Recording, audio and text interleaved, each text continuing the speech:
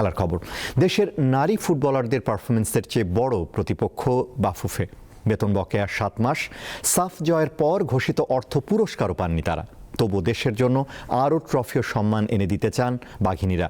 সোমবার বাফুফে ভবনে টিম বাংলাদেশের প্রতিনিধিরা জানান, বিশ্বকাপ খেলতে হলে উন্নত মানের সুযোগ সুবিধা সহ শক্তিশালী দলের বিপক্ষে ম্যাচ খেলা প্রয়োজন তাদের।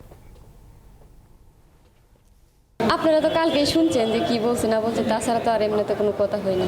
আমরা যখন মাঠে খেলে এসব মাথায় আসে না। ঘরোয়া লিগ নেই, প্রতিযোগিতামূলক ম্যাচ বা টুর্নামেন্টও নেই, অথচ বাংলাদেশের মেয়েরা দক্ষিণ এশিয়ার গণ্ডি পেরিয়ে এশিয়ায় পৌঁছার দরজা খুলেছেন। তবুও মনের গহীনে রয়ে গেছে এক ব্যথা, প্রাপ্য বেতনটাও যে বকেয়া তাদের।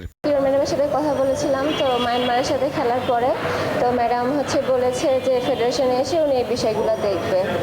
অলিম্পিকটা যেন কোয়ালিফাই করতে পারে আমাদের টার্গেট থাকবে প্রথমে ওইটা, তারপরে ওয়ার্ল্ড কাপ এখনো পরে। রোববার গভীর রাতে ঢাকায় পা রাখা নারী ফুটবলারদের জন্য ওই রাতেই সংবর্ধনার আয়োজন করে বাফুফে, যেখানে প্রাপ্তি বলতে ভক্তদের ভালোবাসা ও বাফুফে কর্তা ব্যক্তিদের প্রত্যাশা। কিন্তু পকেট যেখানে গড়ের মাঠ, সেখানে ফুটবলের প্রতি টানটাই খেলোয়াড়দের ভরসা। সেই ভালোবাসা থেকে দেশকে এগিয়ে নিতে চান তারা। আমাদের লেভেল আপ করতে গেলে আমাদের ওই মানের টিমের সাথে খেলতে হবে বেশি বেশি। এখন যেরকম আমরা জর্ডান ইন্দোনেশিয়ার সাথে খেলেছি, এখন জর্ডান ইন্দোনেশিয়া থেকে ভালো যে টিমগুলো আছে তাদের সাথে আমাদের খেলার দরকার। আমাদের বেশি বেশি ফ্রেন্ডলি ম্যাচ খেলতে হবে বড় বড় টিমের সাথে, যারা আমাদের যে র্যাঙ্কিংয়ে বেশি, ওদের সাথে আমাদের ফ্রেন্ডলি ম্যাচ খেলে আমাদের যে অভিজ্ঞতাটা বাড়াতে হবে। সাফল্যকে নিজের করে নেওয়ার অভ্যাস থেকে ফেডারেশন কর্তাদের কাছে মেয়েদের এই আকুতি আদৌ কি পৌঁছাবে? সাপের যে বোনাসের কথা 1.5 কোটি টাকার কথা বলা হয়েছিল, সেটাও প্রায় 8 মাস হয়ে গেছে। এটা আমার মনে হয় যে বিএফএফের উচিত যে যত দ্রুত সম্ভব আসলে যেহেতু প্রতিশ্রুতি দিছে যে এটা হলো ক্লিয়ার করে দেওয়া।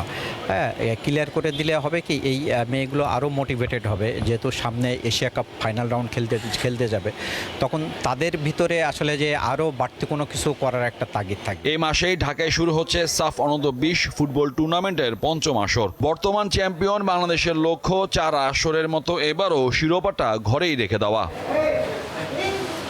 মোহাম্মদ হাসিব, দীপ্ত স্পোর্টস, ঢাকা।